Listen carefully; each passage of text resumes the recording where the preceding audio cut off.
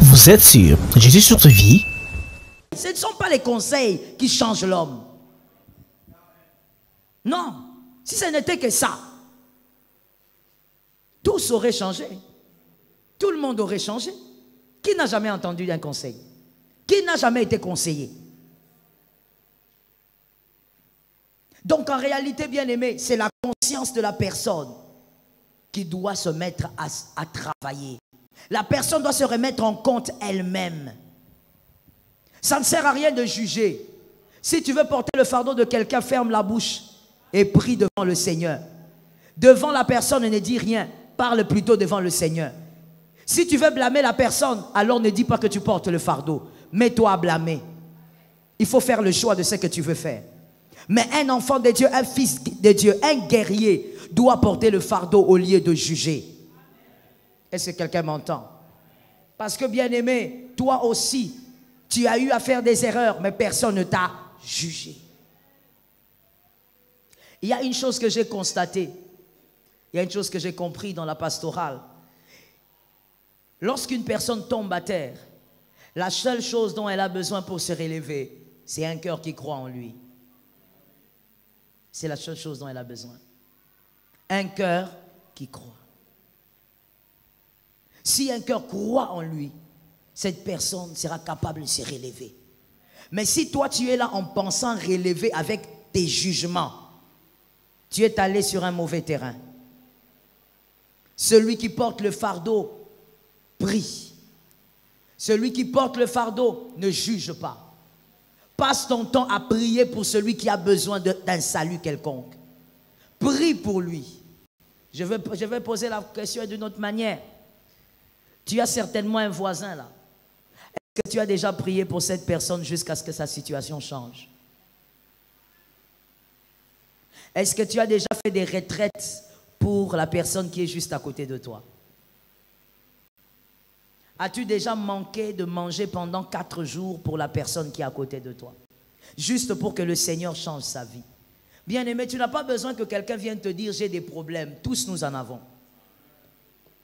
Celui qui n'en a pas n'existe pas. Donc tu n'as pas besoin que la sœur Pamela vienne te dire tu sais, moi ça ne va pas. Tu n'en as pas besoin. Telle qu'elle est là, elle a des problèmes. Tel que je suis là, j'en ai. Ça t'est déjà arrivé d'entrer une semaine en retraite parce que tu veux que la vie de celui qui est à tes côtés la change? Et tu n'as prié que pour lui du lundi au dimanche. Des fois, quand on dit on est enfant de Dieu, il faut bien qu'on se remette en compte. Il faut bien qu'on se pose les vraies questions. Finalement, être enfant de Dieu, c'est quoi? Être dans le royaume de Dieu, c'est quoi? Bientôt 2020, nous tous, nous allons célébrer, nous tous, nous allons fêter. Chacun sera dans sa famille en train de fêter. Est-ce que cette année, Dieu considère que tu as été un enfant de Dieu portant les fardeaux de tes frères? Est-ce que Dieu a senti que tu étais dans le royaume? Est-ce que tu as été une bénédiction pour un frère du royaume? Est-ce que tu as prié pour quelqu'un? Jusqu'à ce que sa situation change. Arrêtons de faire semblant de compatir. Quand tu veux compatir sur une vie, compatis jusqu'à voir sa situation changer. Est-ce que quelqu'un m'entend? Que l'Éternel nous délivre. Certaines personnes disent ceci. Moi, je ne suis pas Jésus pour porter les fardeaux des gens. Moi, trop c'est trop. Je ne suis pas Jésus. Récemment, d'ailleurs, dans mon salon, il y a quelqu'un qui a balancé ça. Un frère que j'étais en train d'exhorter, qui m'a balancé ça. Il m'a dit, maman, je suis désolé, je ne suis pas Jésus. Je ne suis pas là pour porter les fardeaux des gens. Je lui ai dit clairement, je lui ai dit, tu es enfant de Dieu, mais j'ai l'impression que tu as un problème avec ta Bible, tu ne l'ouvres pas souvent. Qu'est-ce que la Bible dit? Visitons la Bible. Matthieu 16, 24. Matthieu 16, 24. Puisqu'il s'agit de la parole de Dieu, on peut toujours l'ouvrir et la lire. Matthieu 16, 24. J'espère que vous avez aussi votre Bible et qu'on cherche ensemble. Matthieu 16, 24, dis à ton frère que le Seigneur nous fasse grâce avant la nouvelle année.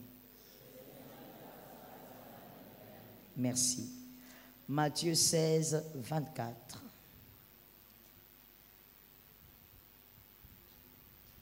Je lis au nom de Jésus. Alors Jésus dit à ses disciples, si quelqu'un veut venir après moi, qu'il renonce à lui-même et qu'il se charge de sa croix et qu'il me suive. Je veux lire ça pour la deuxième fois, comme ça vous allez bien entendre et dire Amen. Alors Jésus dit à ses disciples, si quelqu'un veut venir après moi, qu'il renonce à lui-même, qu'il se charge de sa croix et qu'il me suive. Ici, il s'agit de quoi? Merci, je t'ai entendu, mais tu as parlé faiblement, tu as douté. Ici, dans ce verset, il s'agit de quoi? De la croix, pas du fardeau. La croix, c'est quoi et le fardeau, c'est quoi? Deux choses très différentes. La croix, chacun doit porter sa croix. Même Jésus ne portera pas ta croix. Et dans ce verset, il le dit clairement, il dit que chacun se charge de sa croix et qu'il me suive. Pamela, Jésus ne portera pas ta croix. Il a dit lui-même, prends ta croix et suis-moi. Moi, je ne prends pas ta croix. Je suis Jésus, je suis mort pour toi, mais je ne prends pas ta croix. La croix, c'est à toi de prendre. C'est quoi la croix, Pamela? La croix sont les épreuves de ta vie. Et personne ne peut passer les épreuves à ta place. La croix, ce ne sont pas seulement les souffrances. Non, ce sont les épreuves. Et personne ne peut être éprouvé à ta place. Tu dois être éprouvé toi-même. Même Jésus ne peut pas être éprouvé à ta place. Je vois des gens écrire, c'est bien. Et d'autres, je vois, vous n'écrivez pas. Je ne sais pas où est-ce que vous allez mettre ça. La croix, ce sont les épreuves.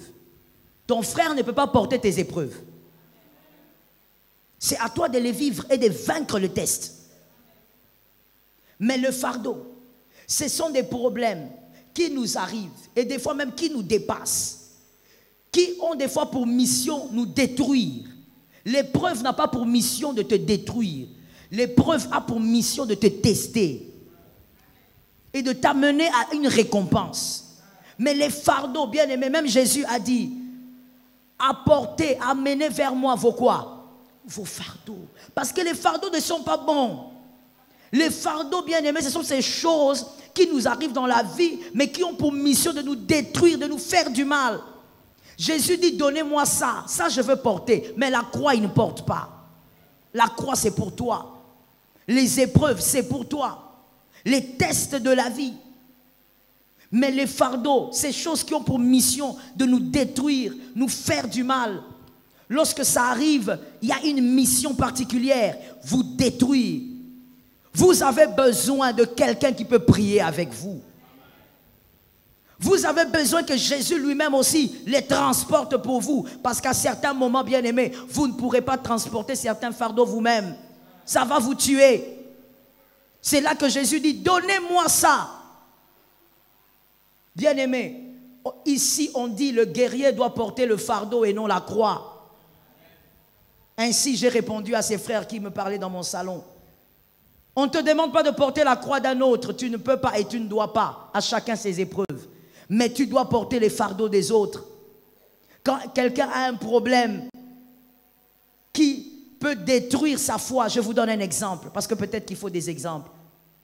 Quand quelqu'un bien aimé se retrouve, il a perdu son fils, il a perdu sa fille, un fardeau lourd à porter au point que ça peut amener quelqu'un en enfer. La personne peut commencer à se poser des questions. Pourquoi Dieu a permis? Pourquoi ceci? La personne commence même à se refroidir dans sa foi. Bien aimé, c'est un fardeau. Il faut qu'il y ait quelqu'un pour le soutenir dans la prière. Jusqu'à ce que sa foi va remonter. Vous devez donc soutenir ceux qui ont des fardeaux. Le guerrier soutient les fardeaux des autres, porte les fardeaux des autres. Voici la différence entre la croix et le fardeau. On ne te demande pas d'être le Christ. De toutes les manières, lui a déjà dit tout est accompli. Donc il n'y a rien que tu peux porter. Dans le sens où tu dois être le Christ. Non, il a déjà tout accompli. En tant que Christ, il a déjà tout accompli. Pas besoin d'un deuxième Christ. On ne te demande pas non plus de porter la croix de l'autre. Non, ce sont ses épreuves à lui. Mais on te demande de porter son fardeau. Porte le fardeau de l'autre. Prie pour lui. Que la chose qui veut détruire sa foi ne détruise pas sa foi. Prie pour lui. Oh mon Dieu, l'église du Seigneur. Aujourd'hui, quand on voit quelqu'un, Monsieur Léonel, on voit quelqu'un se fatiguer, se décourager, même rentrer dans le monde. Nous sommes les premiers à dire, voilà, il est rentré dans le monde. On l'indexe même avec fierté. Ça devrait être une honte pour nous. Celui qui rentre dans le monde, bien-aimé, il ne porte pas seulement son nom, il porte aussi ton nom. Je vais répéter ça avant d'expliquer, que ton cerveau tourne un peu. Celui qui est rentré dans le monde là, il ne porte pas seulement son nom, il porte aussi ton nom. C'est quoi ton nom? Enfant de Dieu. Quand il rentre dans le monde, là-bas dans le monde, il y a des païens qui diront, mais toi tu étais enfant de Dieu, toi tu étais chrétien. On l'associe d'une manière ou d'une autre à toi. Le frère du monde, que ça soit une honte aussi pour nous. Ça devrait nous faire pleurer. Voici les bonnes raisons pour lesquelles tu dois t'enfermer dans la chambre et pleurer, dire, Seigneur, le diable a encore frappé dans notre camp. Sauve-nous. Au lieu d'entrer dans ta chambre et de pleurer, pourquoi? Parce que je n'ai pas acheté une voiture cette année, parce que je ne suis pas allé à Paris cette année. Voilà les raisons pour lesquelles toi tu pleures dans la chambre. Parce que je n'ai pas pu avoir l'argent des fêtes. Tu pleures. Voilà pourquoi j'ai dit, posons-nous un peu la question des fois. Le dimanche, je l'ai dit, ou le vendredi, je ne sais plus. Faisons un peu un bon bilan aussi de notre chrétienté. L'année est en train de terminer. Nous souhaitons tellement des choses. Nous voulons tellement des choses. Nous avons tellement d'attentes pour l'année 2020. Mais est-ce que nous avons fait un bilan de notre chrétienté?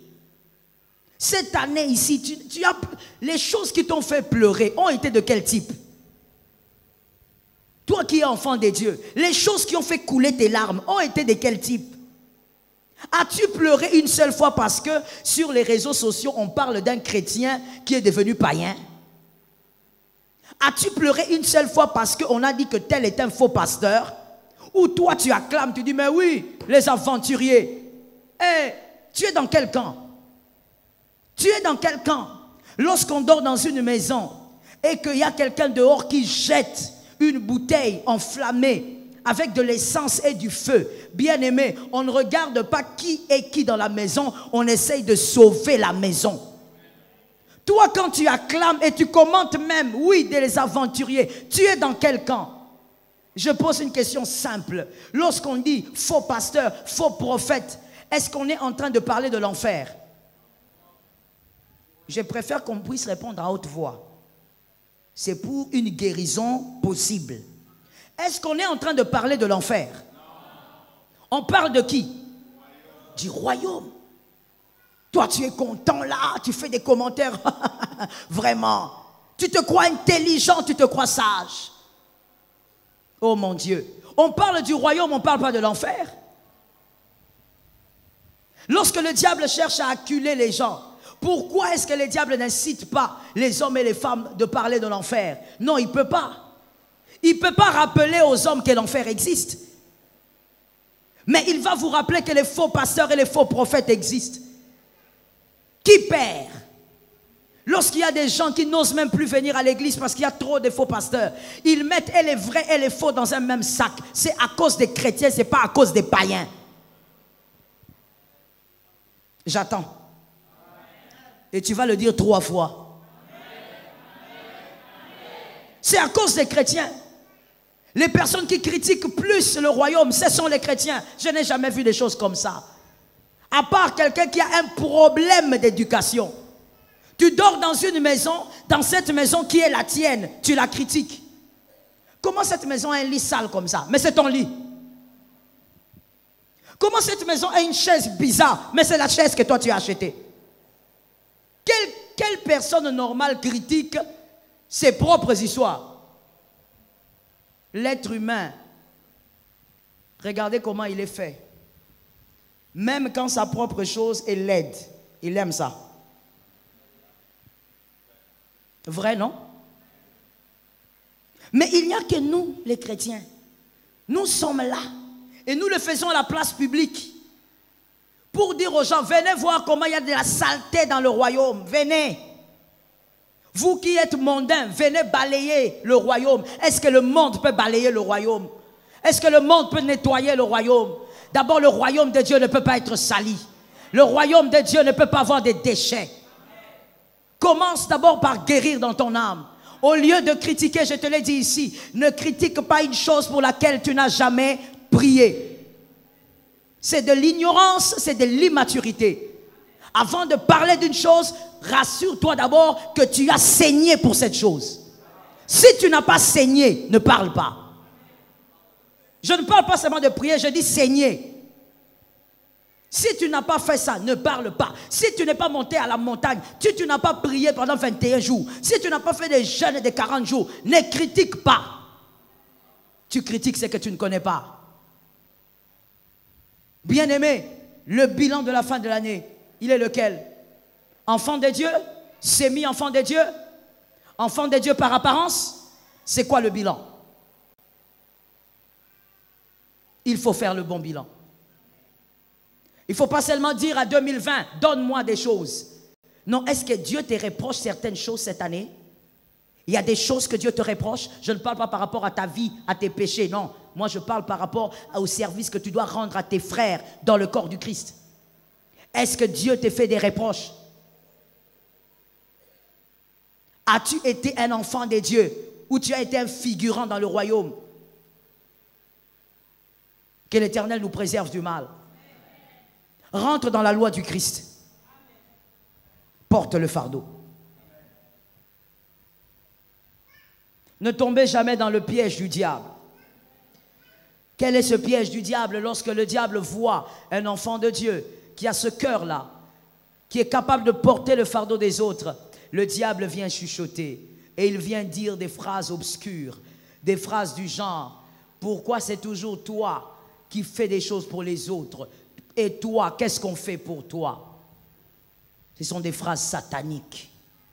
Je sais que tu as déjà entendu ce genre de phrases dans ta tête. Ce sont des phrases sataniques.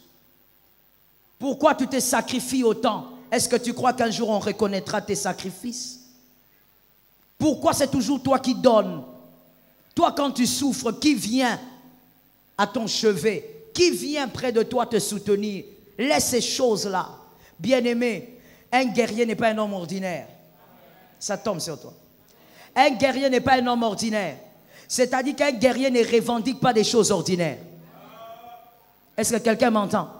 Un guerrier, je vais plus loin, un guerrier n'a pas de désirs communs. Les désirs des communs des mortels, non. Le guerrier, il a des désirs que le commun de mortels n'a pas. Quand tout le monde va être entouré, le guerrier n'a pas forcément besoin d'être entouré. S'il est entouré, gloire à Dieu. S'il est seul, gloire à Dieu. Ça ne change rien à son mental. Quand tu as un mental faible, bien-aimé, tu aimes toujours être entouré ou tu aimes toujours être servi comme toi tu sers les autres. Non. Attention à ce que vous revendiquez. Ce que vous revendiquez en tant que guerrier risque de vous dénaturer. Quand vous êtes un guerrier, il y a des choses qu'on ne revendique pas. Moi, j'ai fait du bien, alors moi, on ne revendique pas. Tu risques d'être un homme ordinaire. Ne revendique pas Isaïe quand tu es David. Tu risques de ne pas entrer au palais. Quand on est David, on ne revendique pas des choses comme Eliab. Être auprès de Isaïe, manger avec Isaïe, ça c'est pour les autres. Ça c'est pour monsieur tout le monde. Toi, tu n'es pas monsieur tout le monde. Toi, tu es un élu choisi par Dieu, un soldat de Dieu. Toi, tu es équipé pour la guerre, équipé pour la bataille. Même quand les hommes ne te servent pas, tu dis gloire à Dieu, Jésus va me servir. Ah, ça tombe sur moi 4 fois. Même quand les hommes disent non, mais pourquoi il faut toujours soutenir celui-là? Moi, on ne me soutient jamais. Mon Dieu, si tu revendiques ça, c'est que tu es un homme ordinaire. Mais si tu es un guerrier du Seigneur, tu ne vas pas revendiquer ces choses. Le Seigneur est celui qui te soutiendra. Le Seigneur est celui qui te servira. Il y a des gens qui disent, attends, moi tout le temps, je m'occupe des autres, je les écoute, et moi qui s'occupe de moi. Frère, le guerrier, il a un parcours différent. C'est un homme de sacrifice, c'est un homme consacré. Est-ce que quelqu'un m'entend?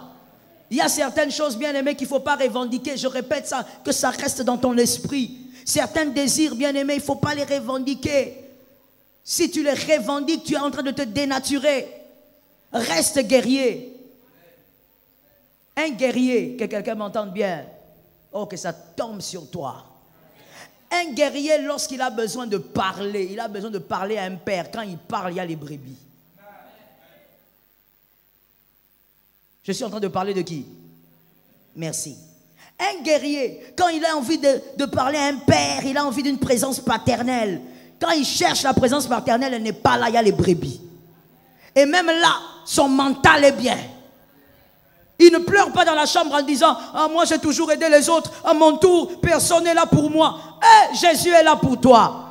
Jésus est là pour toi et ça va marcher. Ah, je dis Jésus est là pour toi. Et d'ailleurs, Jésus va t'écouter plus que les hommes. Les hommes se fatiguent. Moi, si je vais t'écouter, je vais te donner 30 minutes. Si tu débordes, je dis tu as débordé. Mais Jésus ne te dira jamais tu débordes.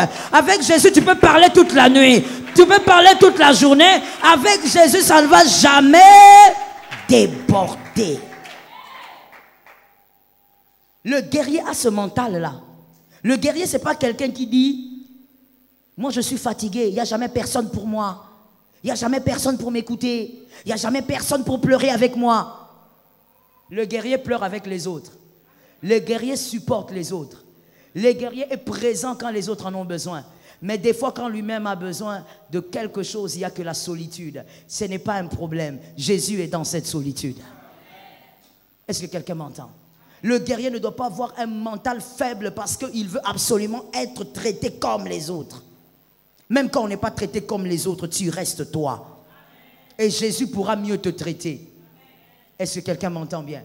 Des fois, le guerrier a envie de crier, de dire « Moi aussi, je vais mal. » Et même quand il crie, en face de lui, il n'y a que les brebis.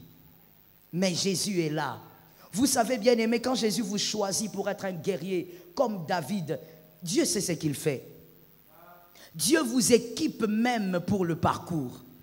David avait un mental tellement fort, bien aimé. Regarde maintenant son parcours. Heureusement qu'on a une histoire. Tu peux lire le début et lire la fin. Regarde la vie de David. C'était un homme de guerre. Il a fait tellement de guerres. Mais comment tu peux faire autant de guerres si tu as un mental faible? Toi, tu veux toujours que les gens soient là. Tu veux toujours, quand tu pleures, qu'il y ait une épaule pour porter ta tête. Tu veux toujours qu'il y ait des gens pour te consoler, te fortifier. Papa, si tu as été appelé à être un homme de guerre, tu risques de perdre plusieurs guerres. Un homme de guerre doit avoir un mental d'acier. Un homme de grande victoire doit avoir un mental d'acier. Des fois, quand on dit qu'il y a beaucoup de victoires dans ta vie, les gens disent Amen. Attends, beaucoup de victoires veut aussi dire beaucoup de batailles. Ah oui, beaucoup de victoires veut aussi dire beaucoup de blessures sur le corps. Parce qu'un guerrier a des blessures de bataille.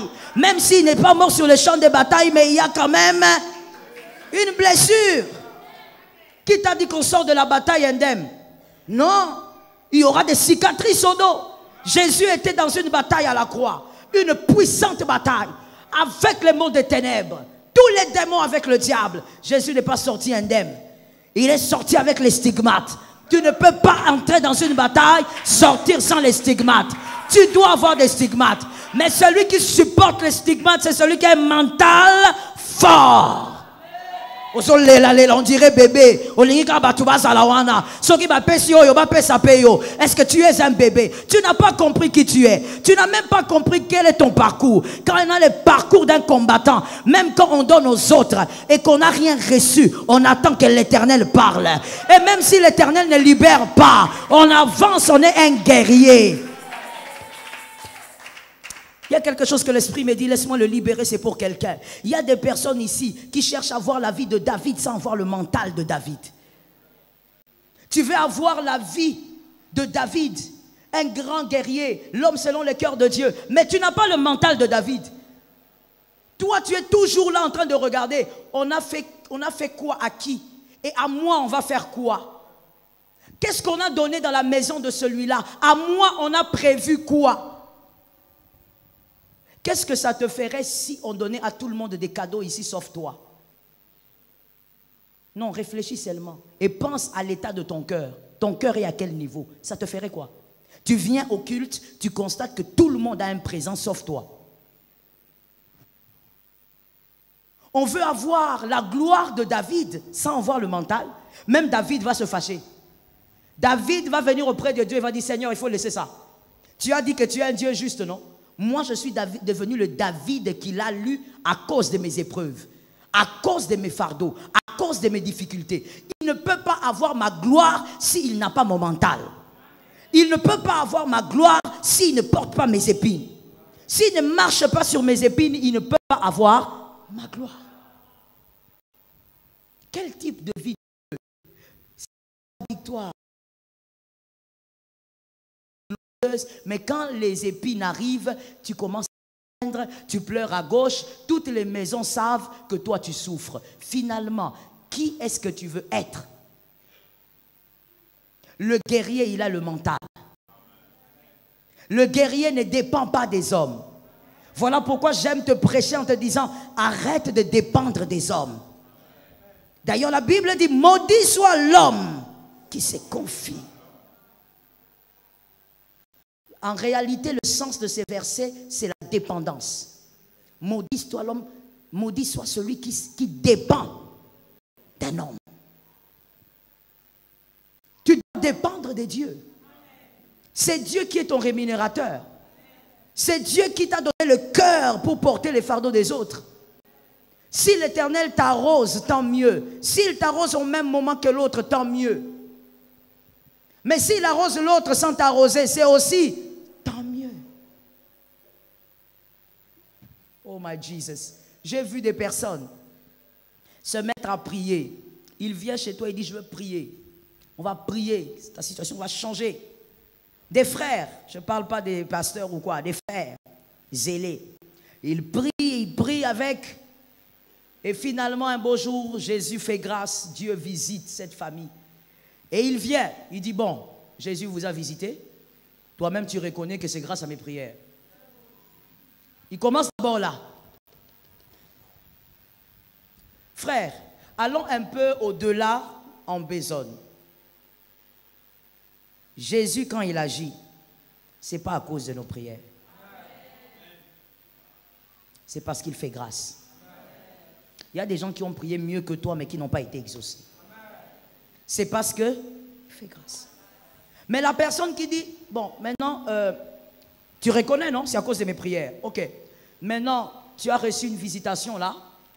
On m'a dit que tu as touché quelque chose comme 100 000 en termes de dollars. Donc, comme c'est moi qui ai prié, j'ai jeûné. Tu te rappelles de combien de jours de jeûne j'ai fait? Alors, 60% c'est pour moi.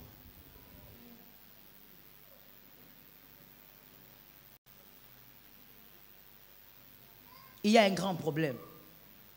Lorsque tu es un guerrier, compte sur Dieu. Je répète, compte sur Dieu. Ne compte pas sur les poches des gens. Compte sur Dieu. C'est Dieu qui te bénira selon ta foi. Et Dieu bénit et Dieu honore toujours celui qui porte les fardeaux des autres. Dieu finira par t'honorer. D'une manière ou d'une autre, il va t'honorer. Et moi, j'aime dire une chose que je trouve très beau et ça n'engage que moi. Je pense que lorsque Dieu veut me faire du bien, me faire à moi un grand bien, je le sentirai s'il le fait à mes enfants. Pour moi, c'est mon plus grand bien. Même s'il ne me le fait pas à moi, mais il le fait à mes enfants. Pour moi, c'est un très grand bien. Donc, quand tu portes les fardeaux des autres, même si toi, directement, tu n'es pas rémunéré, tes fils verront. Est-ce que quelqu'un m'entend? Salomon a été en paix à cause de David. Salomon ne peut pas se taper la poitrine et dire « J'ai été un grand roi, j'ai été tellement sage que j'ai imposé la paix ». Salomon a eu la paix à cause du régime de David. Lorsqu'on est un guerrier, on porte les fardeaux. Quand on voit la vie de la personne changer, on dit gloire à Dieu. On ne va pas revendiquer quelque chose. On remercie le Seigneur, c'est lui qui change les vies. Mais je dis à quelqu'un dans ton quartier, il y a quelqu'un qui a besoin que tu portes son fardeau. Il y a quelqu'un qui a besoin que tu te charges de son fardeau. Vous êtes sur Jésus sur ta vie.